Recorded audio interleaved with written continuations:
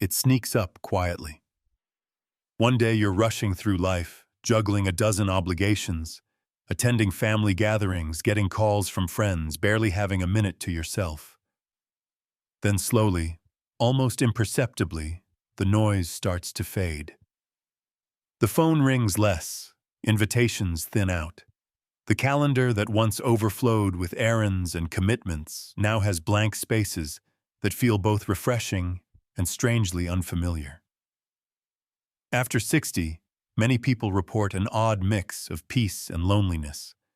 It's like life hands you a silent house and says, "Here, enjoy this." And you do. At first, you soak in the stillness, drink the quiet like it's medicine. You can hear the birds again. You notice how the light moves across the room. There's a deep sense of calm that didn't exist in your younger years. But beneath that calm, there's also a soft ache, a feeling that something's missing, that you've drifted a little too far from the world. You're not imagining it. Psychology has a name for this shift. It's part of what's known as socio-emotional selectivity theory. As we age, our sense of time changes. We stop chasing every opportunity, every relationship, and instead, we become more selective. We focus on things that matter. Emotional satisfaction starts to outrank ambition. Peace becomes more valuable than popularity. That's why you may find yourself trimming your social circle without even realizing it. People who once drained your energy don't get your time anymore. You say no more often, and you don't feel guilty about it. But here's the catch. While this selectivity protects your emotional well-being, it can also isolate you. You're more peaceful, yes, but you're also more alone. There's a story I heard once about a woman named Evelyn, who retired at 65. She had spent her entire career surrounded by people, coworkers, clients, constant chatter. When she finally stopped working, she felt free. No alarm clocks, no schedules, no performance reviews, just peace. She spent mornings with her coffee, watching the sun rise. She read books, took long walks, learned how to knit. She was content. But after about a year, Evelyn started to notice the quiet wasn't just peaceful, it was lonely. Her phone barely rang. Her children were busy with their own lives. Old friends were scattered or gone. She had traded the chaos for calm, but the calm had turned into isolation. And that's the paradox so many face after 60. We long for stillness, but we're not built for solitude. The brain is a social organ. Even when we crave alone time, our mental health depends on connection. Researchers have found that consistent social interaction boosts mood, slows cognitive decline, and even strengthens the immune system. But the trick is finding the right kind of connection. Not just noise for noise's sake. Not empty conversations that leave you drained. After 60, it becomes essential to choose quality over quantity. This is why some people feel more peaceful than ever, yet still strangely invisible. You're not going out as much. You're not running into acquaintances at work or school functions. And unless you actively seek connection, the world will quietly pass you by. That's what happened to Thomas, a widower in his 70s who once described his life as too quiet to be sad, but too sad to be quiet. He had no enemies, no drama, just long afternoons where no one said his name. He had grown so good at being alone that he forgot how to be with people. And that's a danger that sneaks in after 60. You begin to tell yourself you don't need anyone, that you're fine, that this quiet life is what you always wanted. But your heart knows better. It still craves laughter, touch, conversation, eye contact. Not the kind you scroll through on a screen, but the kind that reaches you. Psychology calls it the paradox of aging. You become wiser, more grounded, and more at peace, but also more vulnerable to loneliness than ever before. And it's not your fault. Life stages change, routines shift, people move on. What used to be automatic, like chatting in the lunchroom or bumping into neighbors, now takes planning and effort. But here's the good news. That peace you've earned, it's real, it's valid, and it doesn't have to be the price you pay for connection. You don't need to choose between a calm mind and a full heart. You can have both, but it takes intention. The trick is to build a small, meaningful life, not a loud one. Reach out, not out of desperation, but out of wisdom. Reconnect with someone who brings warmth, not obligation. Say yes to invitations, even when your first instinct is to stay home. Not always, but sometimes. Enough to remind yourself you're still part of this world. Enough to let your name echo back in someone else's voice. There's a strange relief in turning down the volume of life. After 60, you finally get to lower your voice, take off the mask, and just be. No more scrambling to impress. No more pretending to enjoy every small talk conversation or every event you were expected to attend. That kind of freedom is priceless, but too much of it, and it becomes a double-edged sword. Solitude, when chosen, is soothing. Solitude, when it chooses you, can start to feel like exile. One of the reasons this happens is that retirement or aging often removes the built-in social structure we relied on for decades. Work brought daily interactions. Raising children brought community ties, sports, school, other parents. Even errands were more social. Now the house is still. The mailbox is empty. The silence, once comforting, starts to whisper questions. Am I still needed? Does anyone think of me? When did I become invisible?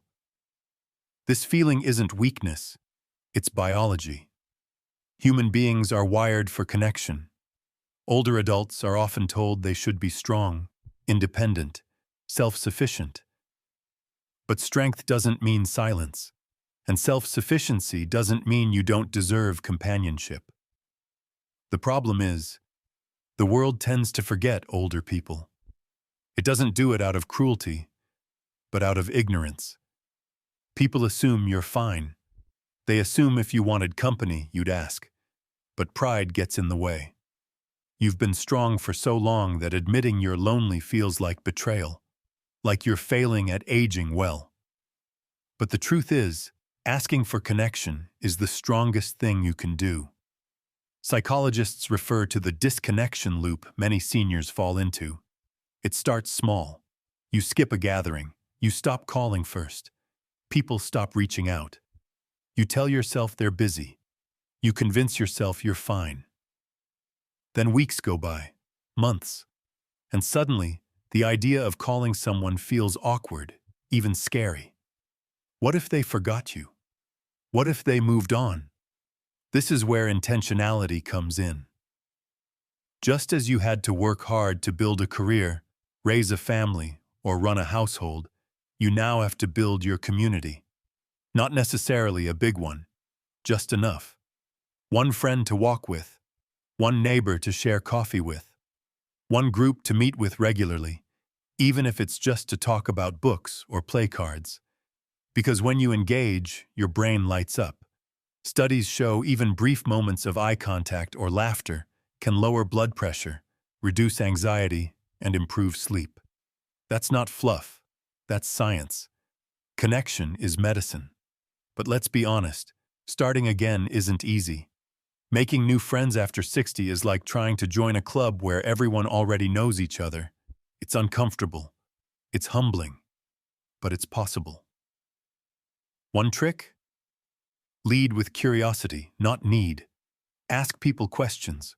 Offer small acts of kindness. Compliment someone sincerely. Show up consistently. It's not about grand gestures. It's about presence. Evelyn, the woman I mentioned earlier, eventually joined a community walking group. At first, she said nothing.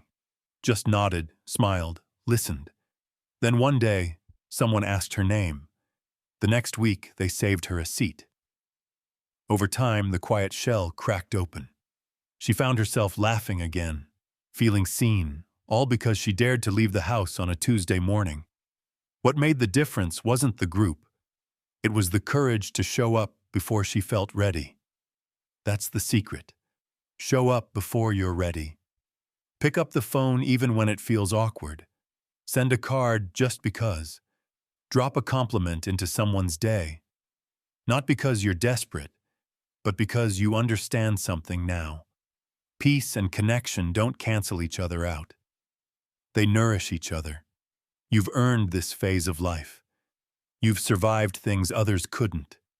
You've gained wisdom through loss, strength through hardship, humor through heartbreak. That peace inside you, it's real. But you deserve more than quiet. You deserve to be known. So what can you do starting today? Don't aim to build a social empire. Just plant one seed, call one old friend, wave at one neighbor, accept one invitation. Peace may be your foundation, but connection is the roof that keeps you warm. And if you've made it this far in the video, chances are you're the kind of person who still wants to grow, to feel, to love. That matters. That's power. So if this spoke to you, don't let it stop here. Hit subscribe, because this is a space where your voice matters, your story counts, and your next chapter is just beginning. Drop your city in the comments. I want to know where this message found you, and maybe, just maybe, someone else from your hometown will find it too. Now go ahead. Make someone's day. Even if that someone is you. Let's talk about something nobody prepares you for. After 60, peace doesn't always feel like peace. Sometimes it feels like floating in space. You've got fewer responsibilities, sure. Less chaos, fewer expectations. But without direction, that quiet turns into a kind of emotional drifting. You wake up, drink your coffee, and think, what now? You're not depressed. But you're not exactly alive either. You're just existing. That's the dark side of peace no one warned you about. You work your whole life hoping for calm, but nobody tells you it comes with a cost. It can feel like your identity is slowly dissolving. You're no longer the parent rushing kids to practice, or the professional juggling meetings. You're not the go-to person anymore. And when people stop needing you, it's easy to start questioning your value. But your worth isn't in what you do for others. It's in who you are when no one's looking. And aging, believe it or not, is the best time to rediscover that. Think about it. You've spent decades being what others needed. Now's the time to ask what you need. And yes, that means facing the discomfort, the isolation, the boredom. Because buried inside all that stillness is a version of you that's been waiting to come up for air. Here's a truth backed by psychology. Older adults who engage in meaningful activities, no matter how small, report higher levels of happiness, lower levels of anxiety, and fewer health problems. Meaning doesn't mean grand purpose. It can be gardening, volunteering, teaching your grandchild how to bake, learning the ukulele, taking a painting class just for fun. The point is to do something that makes you feel connected to the moment, not just watching time go by. Even small goals rewire the brain. They provide structure, a sense of movement. And that's what loneliness really starves us of: momentum. It's not just about being around people.